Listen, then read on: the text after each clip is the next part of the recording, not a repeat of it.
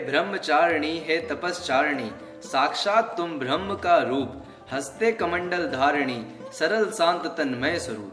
प्रणाम, आप सुन रहे हैं पत्रकारिता एवं जनसंचार विभाग का रेडियो देववाणी। प्रस्तुत है कार्यक्रम श्रद्धेय की कक्षा से।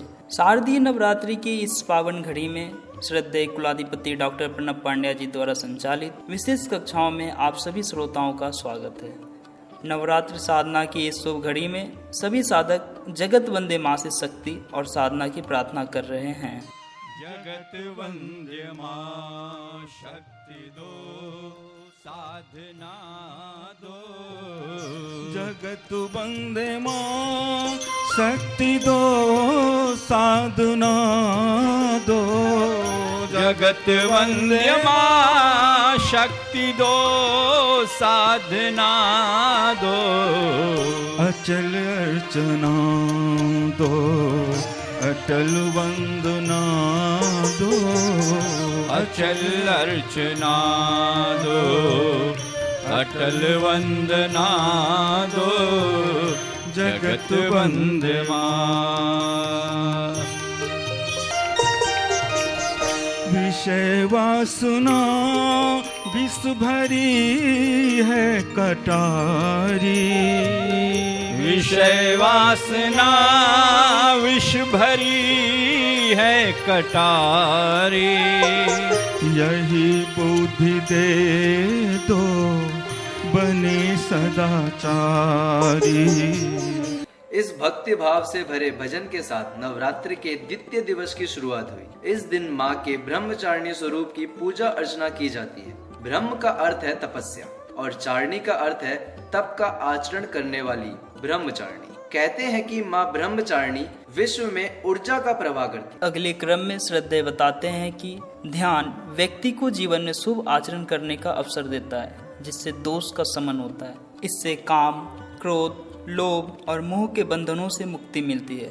श्रद्धेय बताते हैं, दुष्टता के भाव से उन सब भावों को समाप्त कर दो। ये रौद्र भाव में, वीर रस के भाव में आपको अपने अंदर आने वाले सभी बेकार के थॉट्स हैं, उनको समाप्त करना। ये इन्होंने क्यों यूज़ किया वर्ड दुष्ट, हिम्मत बेसारी के मतलब दुष्टता रखोगे, हिम्मत रखोगे तो उनके प्रति दुष्ट है, अपनों के प्रति नहीं, वैसे ऐसे दुर्भावों के प्रति। ध्यान में पवित्र स्थान का बहुत महत्व है। इस पवित्र स्थान को शास्त्रकारों ने योग मठ कहा है। योग मठ छोटा सा स्थान भी हो सकता है जहाँ बैठने मात्र की जगह हो, परंतु अगर वहाँ पवित्रता है तो आपके लिए बहुत उपयोगी है। श्रद्धेय बताते हैं कि योग मठ का अर्थ है विशाल और भव्य भवन नहीं, कोई शक्तिपीठ नहीं खड़ा करना तुमको वहाँ पे, या कोई मंदिर निवास स्थान नहीं खड़ा करना। तुम क्या करोगे, तुम उसको अपनी ऊर्जा से दिव्य बना दोगे। यहाँ के पवित्र वातावरण में योग साधक का चिंतन, तन, चित्त व चरित्र उत्तरोत्तर पवित्रता की ओर अग्रसर हो।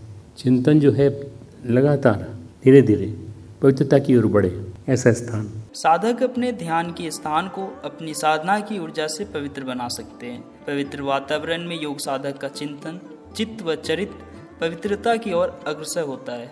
श्रद्धेय ध्यान करते हुए उपयुक्त स्थान का वर्णन करते हुए कहते हैं कि इस क्रम में अभी तक कई तरह के पवित्र स्थान हमने गिनाए, जैसे गौशाला, शिवालय, देव मंदिर, पवित्र नदियाँ, दिव्य पर्वत, पहाड़, किसी योगी की हुई तपस्थली। इसके अलावा भी जो महान साधक हुए हैं उन्होंने अपने अनुसार अपनी साधना और उद्देश्य के अनुसार पवित्र स्थापना की है। रामचरितमानस में एक जिक्र आता है काकभूषणी प्रसंग का। इससे जुड़ी कथा का वर्णन करते हुए श्रद्धेय ने कहा, काकभूषणी कौवे की योनि में जन्मे पर और सुमेरु पर्वत पर वास करते हैं। कथाएं कहती हैं कई महापुरुषों को, कई महात्माओं को उनको दर्शन भी हुए हैं। आज भी लोग कहते हैं कि दर्शन होते हैं उनके लोगों को। मुझे आइडिया नहीं है क्योंकि मुझे कभी नहीं मिली, पर किसी न किसी को जरूर दिखे होंगे। काकभूषणी जी की चर्चा रामचरितमानस में राम कथा में गरुड़ जी के साथ हुए प्रश्न और संवाद के रूप में है। श्रद्धेय आगे बताते हैं कि साधक को अपने मन में पवित्रता को धारण करने के लिए कुविचारों का समन करना चाहिए, क्योंकि पवित्र मन में ही ईश्वर का निवास होता है। देखो, अपने घर की कोठरी तो साफ रख दो। तुमने कभी सोचा कि तुम्हारी पूजा की कोठरी कैसी है? गंदी तो नहीं है? कोठरी मन की सदा रख साफ बंदे, कौन जाने कब समय निमंत्रण मान बैठे। भैया आपने बुलाया, आया तो वरदय देवी अक्षरे ब्रह्मवादिनी गायत्री छंदसाम माता ब्रह्मयोनि नमोस्तुते। गायत्री माता आ गई तो, भगवान कृष्ण आ गए तो क्या करोगे तुम? बैठने की जगह ही नहीं है तुम्हारे पास।